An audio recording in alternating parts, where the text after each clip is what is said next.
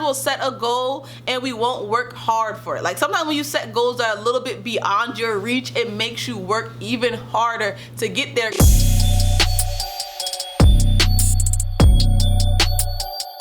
Hi, so as you guys can tell by the title of this video, I just want to come and give 13 tips. I don't know if they're all tips, some just random statements about my hair growth and how I retain length. Now the first tip that I have, and do not like roll your eyes, I know you guys are gonna be like, okay, duh, we already know that, but the first thing is genetics. Genetics plays a large role in just who we are, how we think, how we operate, how our emotions are, and also our hair type and our hair's growth rate. So I feel like myself that my hair doesn't grow that fast. I feel like my hair's growth rate is pretty much average. I get about half an inch a month, like what people consider the normal growth rate. So that genetics plays a large role in your hair's growth rate and just how your hair operates altogether.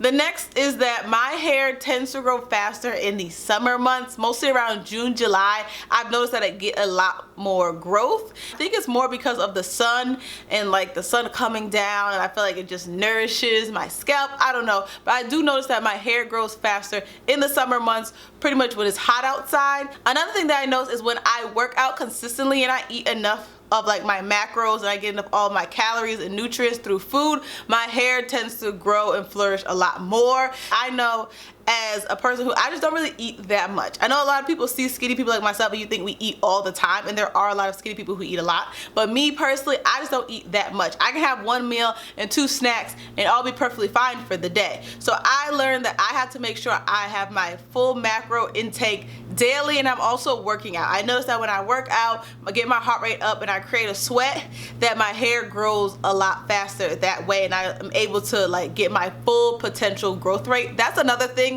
A lot of people are like, oh, my hair only grows like less than half an inch a month, and it probably could grow half an inch a month. You're just not, you know, giving your body enough water, enough nutrients, you're not working out enough, so you're not hitting where your body could hit. So a lot of people aren't hitting the potential of their growth rate because they're not eating enough, they're not working out, they're not drinking enough water, you're not going out to the sun. So just make sure that you have an overall well-balanced life and your hair will flourish, I promise you.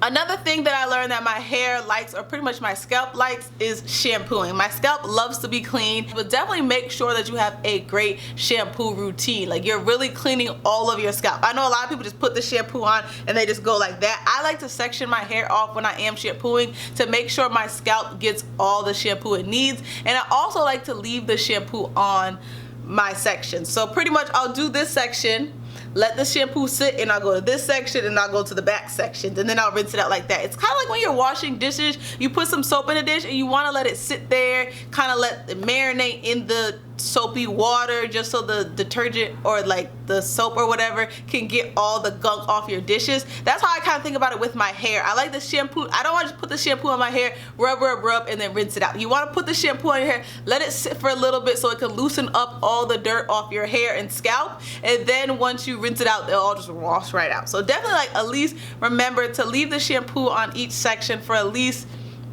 30 seconds to a minute if you have the time in the shower. Another tip is that I know you guys are like, we already know about this, but you want to have a routine. You want to have a routine, but also you want to know when you need to break that routine. There are some times where you may go like every 3rd week of the month, I do a protein treatment. But then there may be the 2nd week of the month, your hair is like, I need a protein treatment, but you're not gonna do it then because you don't wanna break your schedule and you have to do it every 3rd week of the month. You have to know there's some times where your regimen is going to need to be broken and you're gonna have to do something different. So this leads me into the next tip, which is listening to your hair. If you listen to your hair, then you'll know when you have to break your routine or you'll know what you have to do. I don't really have a routine for like every week of the month or every day what I do to my hair. I listen and I look at my hair and I'm like, okay, you need this now, so this is what I'm gonna do. So in the beginning of your wash days, just go look in the mirror, touch your hair, see what your hair needs, and then do that routine. My next thing of how I was able to retain so much length is I feel like mini twists are my best friend. I feel like when I put mini twists in, it's just a great protective style for me, and I definitely it helps me reduce the amount of time my hands are in my hair and I'm doing anything, because I can leave my mini twist in for about 2 weeks, and sometimes I know it's bad, I'll leave it in for 3 weeks. Life comes at me, I know, but I definitely make sure I do like a good wash day if I leave them in for 3 weeks. Another reason why I feel like I've been able to retain a decent amount of length is that I've been keeping up with my trims. I told myself when I do the big chop, I'm gonna try to blow dry my hair every 3 months and then do a light dusting and a light trim, and I have definitely been keeping up with that, and I'm going to continue to keep up with that. As being a girl who's in the type 4 range, I also noticed that my hair does better when it is stretched, either in twists or braids or anything where it is stretched. When I just let my hair just shrink up on itself, that is when I notice that my detangling sessions are long. I get a lot more single strand knots. So I would just say, if you are in the 4 range, just try to make sure that your hair is stretched and stretched throughout your wash day. So this next tip probably should have been up there with genetics up top, but the next one is be realistic. And when I mean be realistic with what your hair can and can't do and what you can and can't do to your hair. Know that maybe your hair might not like these products, your hair may take a little bit longer to grow, your hair may just not look that way that your favorite YouTuber's hair, and you may not be able to do certain things to your hair because you're just not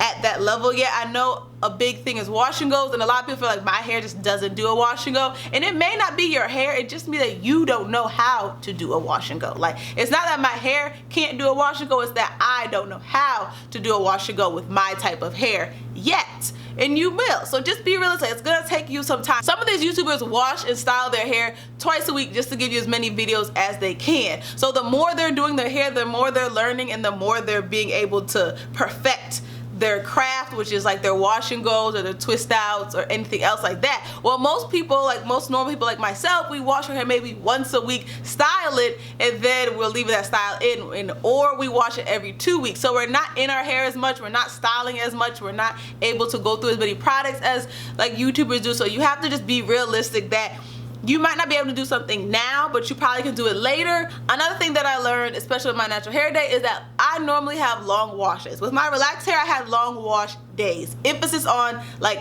day.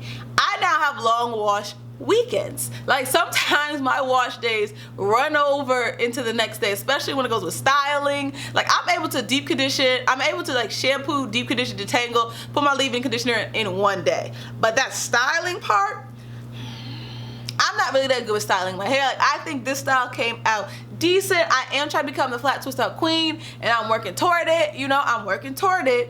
But as I'm working toward it, I noticed that like I'll style my hair and then have to continue to style it the next day. So you may, especially when you cut your hair, it may be like a long wash day weekend. I'm still in the stages of learning what's ingredients, what's like products, and everything else that my hair likes. So sometimes I end up washing my hair back to back. And that goes back to my tip when I said you're gonna have to know when to break your routine. I don't like washing my hair on Friday and then washing again on Saturday. That's not the norm for me. That's not my normal routine. But sometimes that happens when I put a product in that my hair just doesn't like. I'm gonna have to wash it out. Another thing that I learned is that I had to enjoy my hair at every stage that it is at. So right now I'm enjoying it being short and like having this shrinkage. I didn't even stretch this out. I know a lot of people take the blow dryer to the hair to stretch out to give them some more length. But I'm trying to enjoy this short hair because I never want to have my hair this short again, but it's cool for the time being, so I'm trying to enjoy it. So my last tip, trick, statement, however you want to call this, is that I would say set crazy goals. Now listen to me. I know I just said be realistic with your hair, but when I mean set crazy goals, I mean like if you know that your hair can hit like armpit length, like or grazing armpit length by a certain time, push it to goal to be a little bit past armpit length, because sometimes we'll set a goal and we won't work hard for it. Like sometimes when you set goals that are a little bit beyond your reach, it makes you work even harder to get there. Set a goal that's a little bit further than what you think is possible. Set a little bit of an impossible goal when coming with your hair. Now, I'm not saying if your hair's here like mine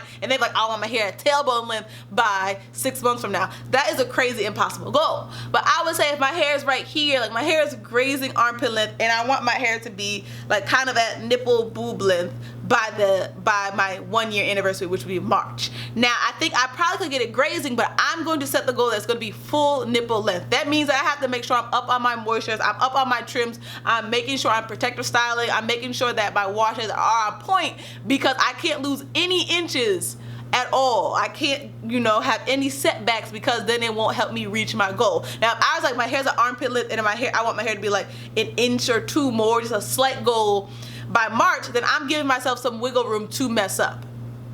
And sometimes you just don't want to give yourself that little bit of wiggle room, because some of us know if we give ourselves an inch, we're taking a mile. Like, set a goal with your hair that pushes you, that makes you be on your game, that makes you be on your A1. I feel so old saying that. I don't know. I just hit 30 and I feel like I can't say some of these phrases that these other kids are saying. But anyways, you know what I mean. Just set a goal and push yourself to reach that goal. So those are all 13 of my tips, tricks, statements, whatever you want to call them, thoughts that are in my head that I thought about when I thought about my hair growth, because I know a lot of you guys wanted to just, you know, pick my brain off of my last video, because I think I did retain a decent amount of length. I think it was a good amount of length. You know what? I'm not even gonna down myself, because I know a lot of time us as women, we like down our accomplishments. I retained a lot of length. Like, I did the damn thing those last 5 months. So, and I am very proud of myself, and I thank you guys for all the amazing compliments. And if you are on this healthy hair journey and you reached a goal, do not down your goal. Be proud of your goal. Talk that goal up. I don't care if you got like an inch or so, you retain that inch. Like, you be happy of every little milestone and every little goal that you accomplish along this hair journey. So make sure you guys leave in the comment section below